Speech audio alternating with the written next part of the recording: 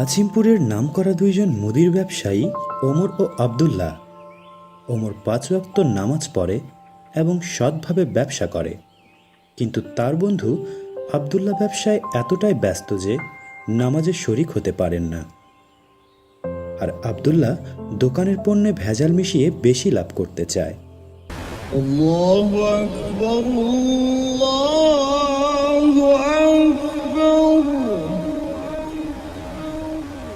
আল্লাহু আকবার, আল্লাহু আকবার।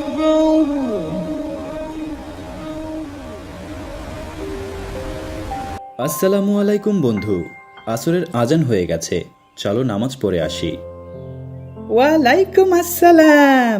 ইনশাল্লাহ আমি পরে যাব বন্ধু, দোকানে কাস্টমার আছে, এখন গেলে আমার বিক্রি কমে যাবে। আচ্ছা ঠিক আছে, আল্লাহ তাআলা যেন তোমাকে সঠিক বুঝ দান করেন।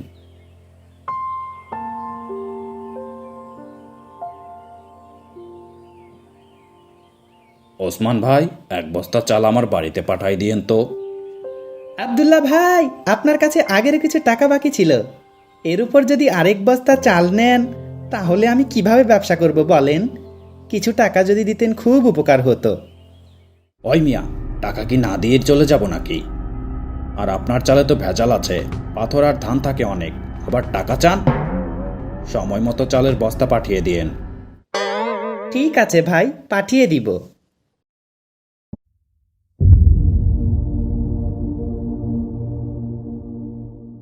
কি হয়েছে বন্ধু, মন খারাপ কেন?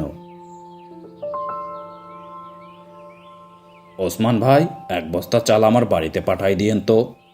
কিছু টাকা যদি দিতেন খুব উপকার হতো। আর আপনার চালে তো ভেজাল আছে, পাথর আর ধান থাকে অনেক, আবার টাকা চান?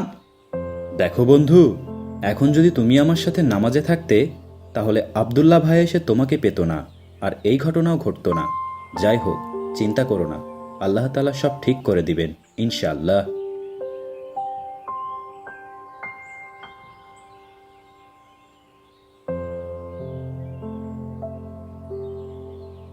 আসসালামু আলাইকুম। ওমর ভাই, কেমন আছেন? ওয়ালাইকুম আসসালাম হামিম ভাই, আলহামদুলিল্লাহ, আপনাদের দোয়ায় ও আল্লাহর রহমতে অনেক ভালো আছি। আপনি কেমন আছেন? আলহামদুলিল্লাহ, আমিও ভালো আছি। ওমর ভাই, এই যে আপনার পাওনা টাকাগুলো, বেতন হয়েছে তো তাই দিতে আসলাম। আলহামদুলিল্লাহ। হামিম ভাই, এখানে আপনি 100 টাকা বেশি দিয়ে ফেলেছেন, এই নিন আপনার বাড়তি টাকা। ও আচ্ছা আচ্ছা, ধন্যবাদ ভাইজান। আচ্ছা ওমর ভাই, আমি আজ যাই, আগামীকাল এসে কিছু বাজার নিয়ে যাব ইনশাল্লাহ। ইনশাল্লাহ ভাইয়া, আবার আসবেন।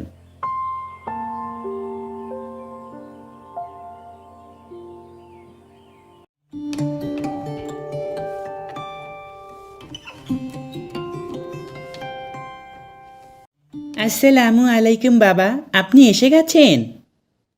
ওয়ালাইকুম আসসালাম। হ্যাঁ বাবা, আমি এসে গেছি।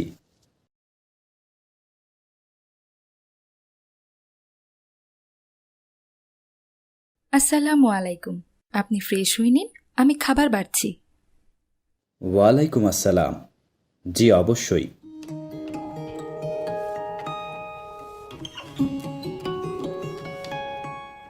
বাবা শোনো, এই খাবার আল্লাহ তাআলা আমাদের দয়া করে দিয়েছেন, তাই আমাদের উচিত খাবার খাওয়ার আগে আল্লাহ তাআলার শুকরিয়া আদায় করা। আচ্ছা বাবা, আমরা কিভাবে আল্লাহ তাআলার শুকরিয়া আদায় করব? খাবারের শুরুতে বিসমিল্লাহির রহমানির রহিম এবং শেষে আলহামদুলিল্লাহ বলে আল্লাহ তাআলার শুকরিয়া আদায় করব। ইনশাআল্লাহ বাবা, আমি এখন থেকে সর্বদা আল্লাহর শুকরিয়া আদায় করব।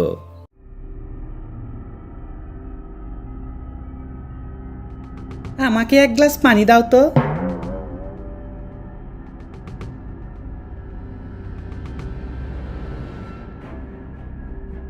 আপনি ফ্রেশ হয়ে নিন, আমি খাবার দিচ্ছি আপনাকে। আর শুনুন, দয়া করে পানিটা বসে খান, বিসমিল্লাহ বলে পানি খাওয়া উত্তম। আচ্ছা আচ্ছা, বুঝেছি, এখন খাবার খাও।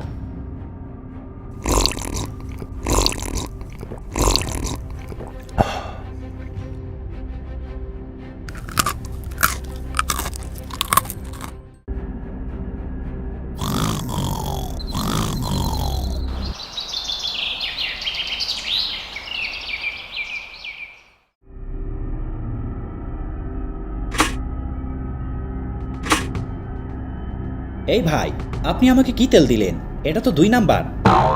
আর মরিচ, এটা তো মনে হয় রং মিশানো। হ্যাঁ ওসমান, তুমি আমাকে কি চাল দিছ?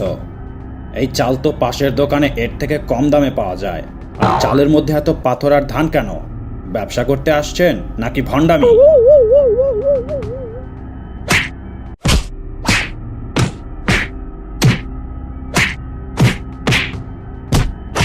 ভাইরা, দয়া করে থামুন, আল্লাহর ওয়াস্তে থামুন। আপনাদের সকলের ক্ষতিপূরণ আমি দিয়ে দিব। আর ওসমান ভাই ভবিষ্যতে আর এমন করবে না। আপনারা সবাই এখান থেকে চলে যান দয়া করে। ওমর ভাই, আপনি একজন সৎ মানুষ, তাই আপনার কথাই ছেড়ে দিলাম। আর ওসমান ভাই, আপনি ওমর ভাইয়ের মতো সৎ মানুষ হন। আল্লাহ তাআলা আপনাকে হেদায়েত দান করুক।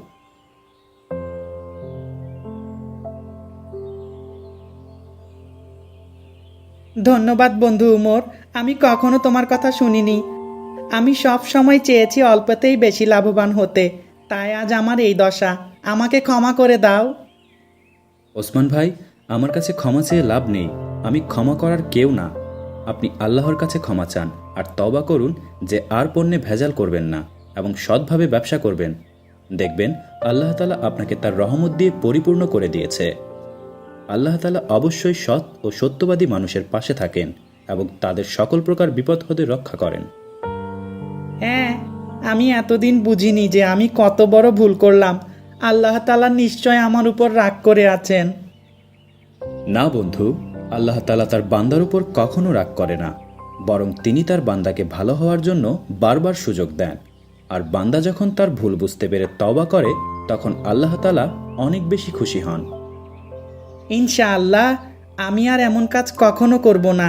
এখন থেকে আমি সর্বদা আল্লাহর পথে চলে সৎভাবে জীবনযাপন করব আর খাদ্যে ভেজাল মিশাবো না। এই তওবা করলাম। Allahu Akbar, Allahu Akbar, Allahu Akbar, Allahu Akbar.